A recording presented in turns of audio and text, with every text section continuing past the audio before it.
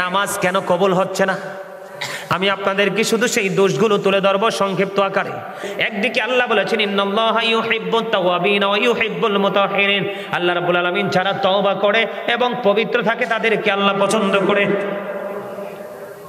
বন্ধুরে আমার, তওবাকারী এবং পবিত্র ব্যক্তি যারা আল্লাহ তাদেরকে পছন্দ করেন, ওই দিক দিয়ে আল্লাহর হাবিব হাদিস শরীফের মধ্যে এসেছে লা তাকবালু সালাতুম বিগাইরি দুহুর ওয়ালা সাদাকাতুম মিন গুলুল। আল্লাহ রাসূল বলেছেন পবিত্রতা ছাড়া নামাজ কবুল হয় না এবং হালাল টাকা ছাড়া দানও কবুল হয় না। বুঝো না তোমরা কথা? ঠিক না? কে বলছে কথা? আল্লাহর হাবিব। আল্লাহর হাবিবের কথা সত্য না? সাদাকাল্লাহুল মাওলানাল আযীম ওয়া সাদাকা রাসূলুহুন নবিয়ুল হাবিবুল কারীম। আল্লাহর কথা যেমনি সত্য, নবীর কথা। এটা কিন্তু বেঈমান কাফেররাও কিন্তু এটা বলেছে যে নবীজি আল আমিন, তিনি যে সত্যবাদী, এটা তারা নিজেরা তাদের লেখনীর মাধ্যমে, বক্তব্যের মাধ্যমে তারা এটাকে একবারে আপনার কি করে দিয়েছেন, একবারে শনাক্ত করে দিয়েছেন। কিভাবে জানেন? হযরত মুহাম্মদ সাল্লাল্লাহু আলাইহি সাল্লাম was born in Arab country. His father's name was Abdullah. His mother's name was Amina. His father said died before he was born. He lost his mother in his childhood. He was very truthful. তিনি ছিলেন শ্রেষ্ঠ সত্যবাদী। কে? আপনার আমার প্রাণের নবী। জোরে জোরে কন্যা সুবহানাল্লাহ। আর জোরে আল্লাহ বলতেছেন কি, যারা তওবা করে, বেশি বেশি করে তওবা করে পবিত্র থাকে, আল্লাহ তাদেরকে পছন্দ করেন। ঠিক না? বন্ধুরে আমার, আর আরেক দিক দিয়ে আল্লাহর হাবিব বলতেছেন পবিত্রতা ছাড়া ইবাদত কবুল হয় না, হালাল টাকা ছাড়া দানও কবুল হয় না।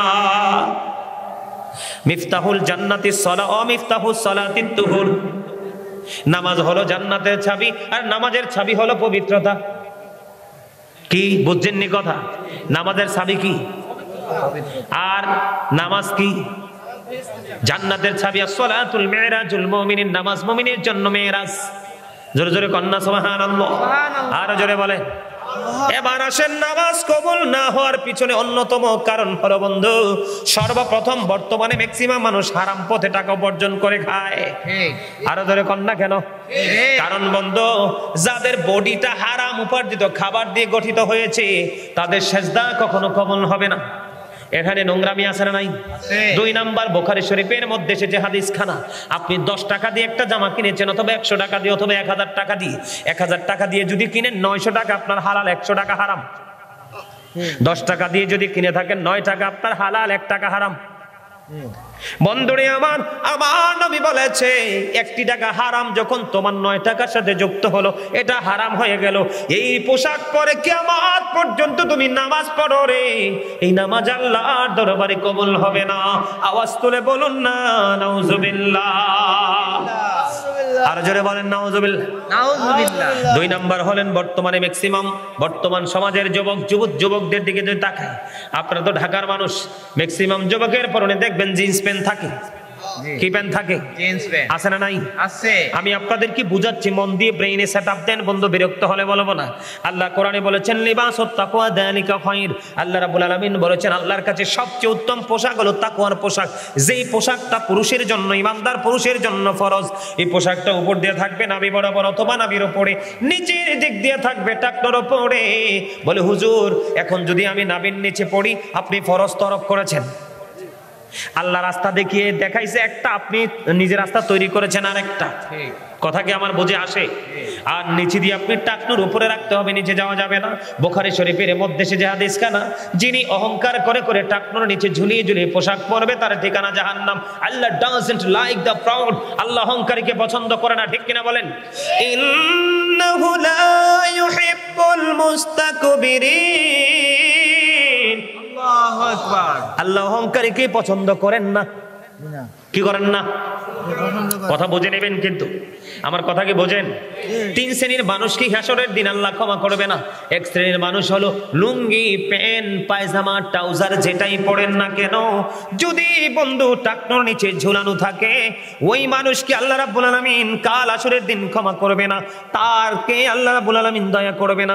2 নাম্বার হলো যারা ব্যবসার মাধ্যমে অর্থ উপার্জন করে মানুষকে ঠকায়, বন্ধু তার ক্লায়েন্টকে ঠকায়, তার জন্য 3 তিন নাম্বার হলো যেই মানুষ বিপদে পড়লে উপকার করে, সুযোগ পাইলে খোটা দেয়, এটা একটা হাদিস শরীফ।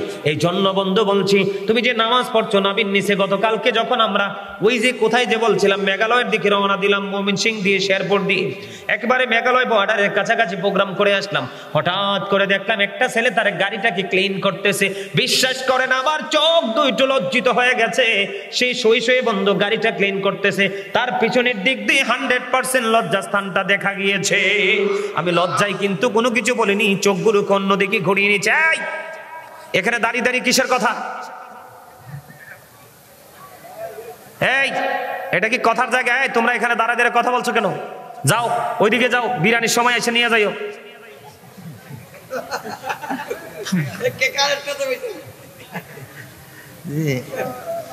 আলেমরা সবসময় কারেক্ট কথা বলে, কিছু কিছু নষ্ট মানুষের কাছে টান কারেক্ট হয়ে যায়।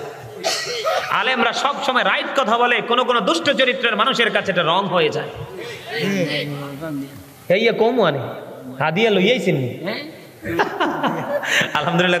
আমার খুব আসলে প্রেম করতে চামড়া সাউন্ড লাগে না। চামড়া যদি একবারে বড়তে বড়তে বড়তে বড়তে একেবারে ঝুমাইয়া যায়, অন্তরটা ঠিক থাকলে প্রেমও ঠিক থাকে। চামড়ার প্রেম বেশি দিন টেকে না, রুহের প্রেম অনন্তকালের জন্য। ঠিক কিনা? বরিশাল মকসুদপুর থেকে এক ভদ্রলোক ফোন দিল, আমি ধরি না ফোন, আমার এই পিচ্চিরে ফোন দিছে, আরিফকে ফোন দিল। ফোন দেওয়ার পরে ভদ্রলোক বলতেছে যেই কোনো মূল্যেই হোক গাজী সুলাইমানের সাথে মোর কথা কইতেই হইবে। কয় হ্যাঁ কইতে হইবে। তো পরে ও ফোন দিল, কথা বললাম, বলতে বলতে বলতে বলতে এবার আমারে বলতেছে কোন মায়ের ওদর থেকে রজনীগন্ধা পৃথিবীতে এসেছে, একটু মাটাকে দেখতে মন চায়। সুবহানাল্লাহ বলেন না? এটা কি প্রেম না? জি। কার জন্য? পৃথিবীর কোনো কিছুর জন্য নাকি আল্লাহ রাসূলের জন্য? কথা বলে না। আল্লাহ রাসূলের জন্য। এই জন্য বলছি প্রেম। এর আগের বছর ওইদিকে কোথায় যে আসছিলাম, ওনার বাড়ির আঙ্গিনা, যখন শুনছে আমি আসবো টিকিট কেটে চলে আসছে বাংলাদেশ। এই যে মুরব্বী, আমার দেখে মনে হয় যে কি যে পাইছে, আর আল্লাহ রাসূলকে যদি পাইতো তাহলে কি যে করতো। আলহামদুলিল্লাহ বলেন না? আরো জোরে বলেন। আমার কথা কি আপনারা কষ্ট পান? আরো জোরে বলেন। তিন শ্রেণীর মানুষেরকে আল্লাহ ক্ষমা করবে না। এর যুবক, সবচেয়ে বড় লজ্জার কথা হলো আমরা ইমানদার হয়ে কেন বেঈমানি কালচার আমাদের মাঝে। চুল কেটেছো ইহুদিদের স্টাইলে, তুমি দাড়ি কাটিং দিয়েছো ইহুদি স্টাইলে, প্যান্ট পরেছো তুমি ইহুদি স্টাইলে। এই যে দেখেন একটা চুল কাটছে, চেহারাটা অত্যন্ত কিউট, এত সুন্দর। আমি কিন্তু তাকে খুশি করার জন্য বলছি না, দেখেন এই ছেলেটার দিকে, এইরকম চেহারার ছেলে কিন্তু সহজে চোখ সামনে মিলে না। তার সিনায় কিন্তু প্রেম আছে, কিন্তু কন্ডিশন বোঝে না। দেখেন চুলটাতে সাটাইছে পুরা ইহুদিদের স্টাইল। কথা বলেন না কেন? এটার জন্য দায়ী বন্ধু মা বাবা রে। মা বাবা এই জন্য বন্ধু দক্ষ হতে হবে, মা বাবা এই জন্য এক্সপেরিয়েন্স ম্যান হতে হবে। সন্তান কোনটা করছে, রং কিনা রাইট, এই দিকে পিতামাতার সবচেয়ে নজর থাকতে হবে।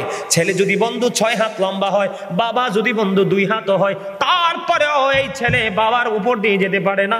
পৃথিবীর শ্রেষ্ঠ জায়গা হলো পিতা মাতার বুক। ঠিক কিনা বলেন?